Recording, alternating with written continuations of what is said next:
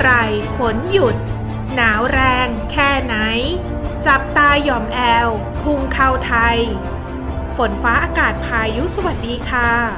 วันอาทิตย์ที่ 27 พฤศจิกายน 2565 คลิปนี้ขอพาทุกท่านมาติดตามปริมาณน้ำฝนโดยในวันนี้ยังคงมีฝนฟ้าคะนองเกิดขึ้นได้บางพื้นที่และมีบางพื้นที่ที่มีฝนตกหนักเกิดขึ้นได้อีกด้วยอีกทั้งไปติดตามมวลอากาศเย็นที่แผ่เข้าปกคลุมบริเวณประเทศไทยจะส่งผลกระทบทำให้บริเวณประเทศไทยมีความหนาวเย็นมากน้อยเพียงไหนในบริเวณใดและพื้นที่ใดบ้างอีกทั้งไปติดตามหย่อมความกดอากาศต่ำที่อยู่บริเวณทะเลจีนใต้ยังคงมีแนวโน้มเคลื่อนตัวมาทางบริเวณประเทศไทยอยู่อีกหรือไม่ไปติดตามรับชมรับฟังรายละเอียดทั้งหมดนี้พร้อมกันได้เลยค่ะขอขอบคุณทุกท่านที่กดติดตามกดถูกใจเพื่อเป็นกำลังใจให้แอดมินกดแชร์ถ้าเห็นว่าคลิปนี้มีประโยชน์กับพ่อแม่พี่น้องทุกท่านนะคะ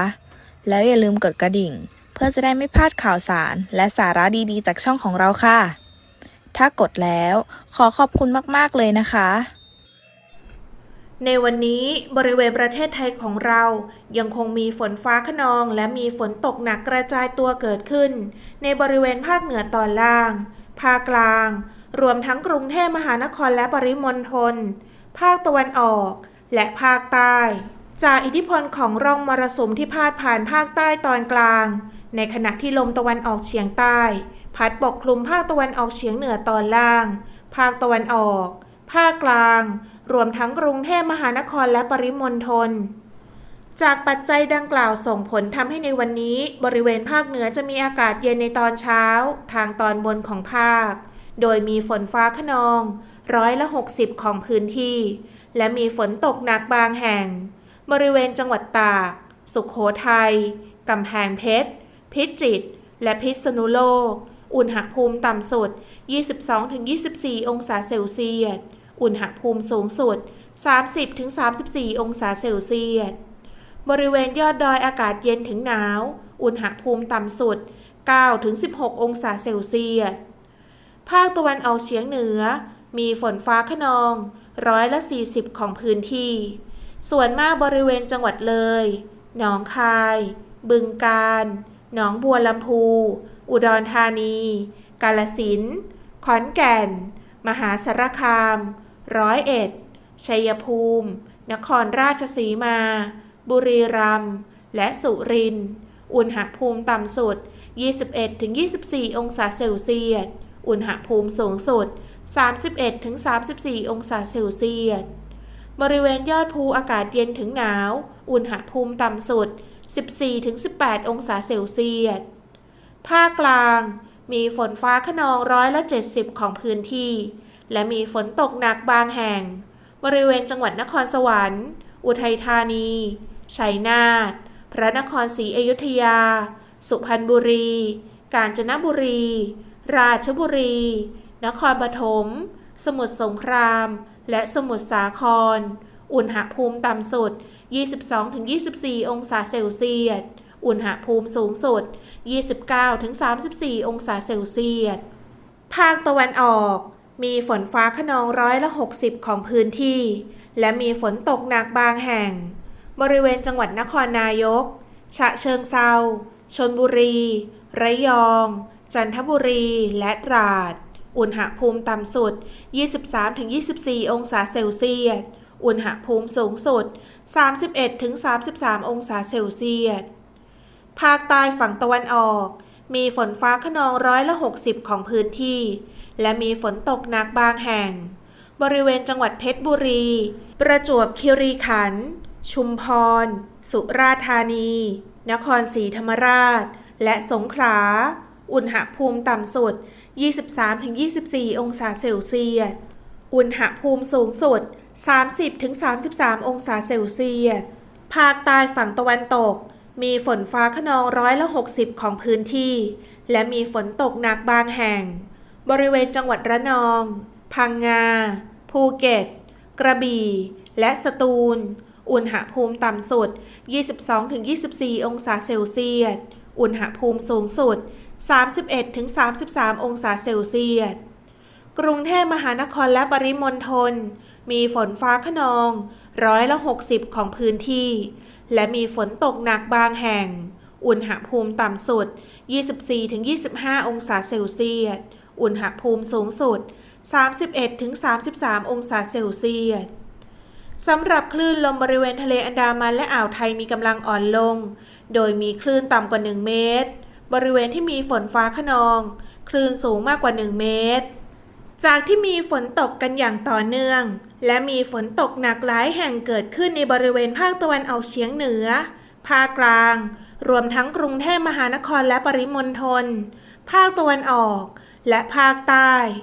จึงทำให้พ่อแม่พี่น้องหลายท่านวิตกกังวลไม่เป็นอันเก็บเกี่ยวข้าวหรือไม่เป็นอันตากข้าวกันแล้วจึงเกิดคำถามในใจว่าเมื่อไรฝนจะหยุดตกเสียทีนี่ไม่ใช่ฝนหลงฤดูแล้วนี่มันเหมือนฤดูฝนเข้าไปทุกทีซึ่งจากการติดตามโมเดลสภาพอากาศของ ECMWF รวมทั้งประกาศจากกรมอุตุนิยมวิทยาได้มีการคาดหมายว่าตั้งแต่วันนี้ถึงวันที่ 29 พฤศจิกายน 2565 บริเวณประเทศไทยของเรายังคงมีฝนฟ้าคะนองจากอิทธิพลของลมตะวันออกเฉียงใต้และลมใต้ที่พัดนำความชื้นเข้าปกคลุมบริเวณภาคเหนือตอนล่างภาคตะวันออกเฉียงเหนือตอนล่างภาคกลางกรุงเทพมหานครและปริมณฑลรวมถึงภาคตะวันออกด้วยประกอบกับในช่วงนี้ร่องมรสุมที่ปกคลุมอยู่ในบริเวณภาคใต้มีกำลังอ่อนลงแต่จากการพัดนำความชื้นจากกระแสลมในระดับต่างๆยังคงทำให้บริเวณภาคกลางตอนล่างกรุงเทพมหานครและปริมณฑลภาคตะวันออกและภาคใต้ยังคงมีฝนฟ้าคะนอง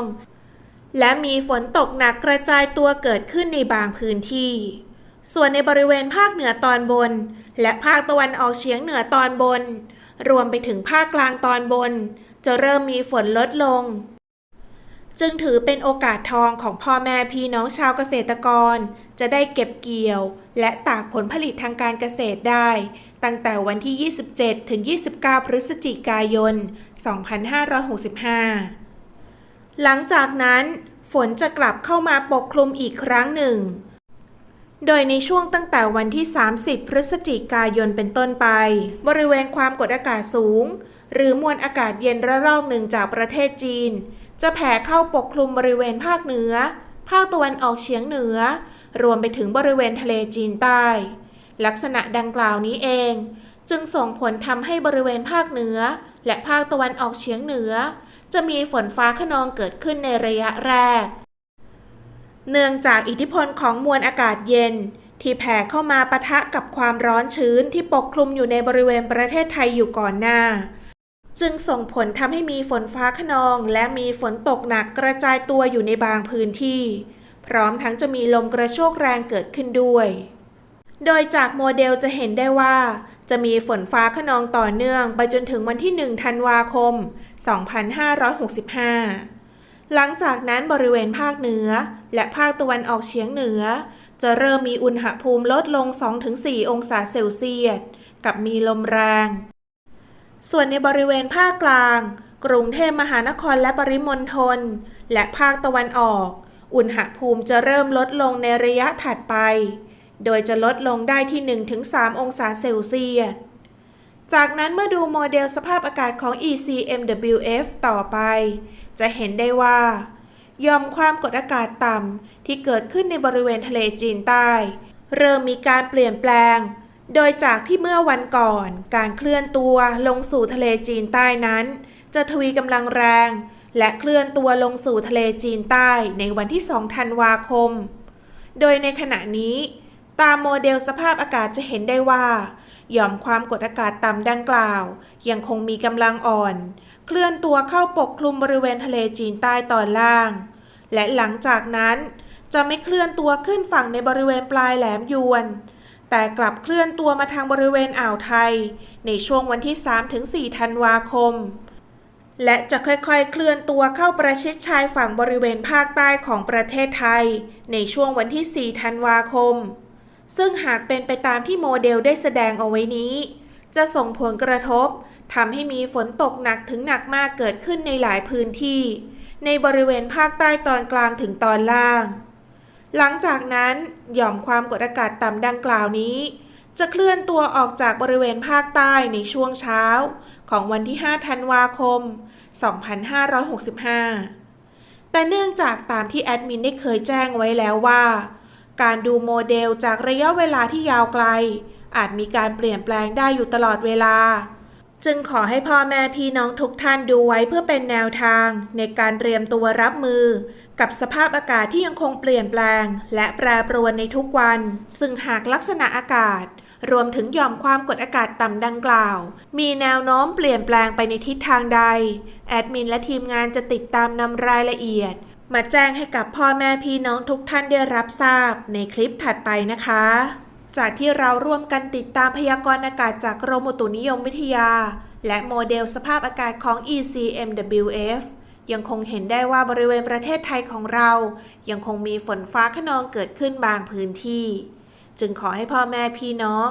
โดยเฉพาะเกษตรกรเตรียมตัวระมัดระวังและป้องกันความเสียหายที่จะเกิดต่อผลผลิตทางการเกษตรเอาไว้ด้วยนอกจากนี้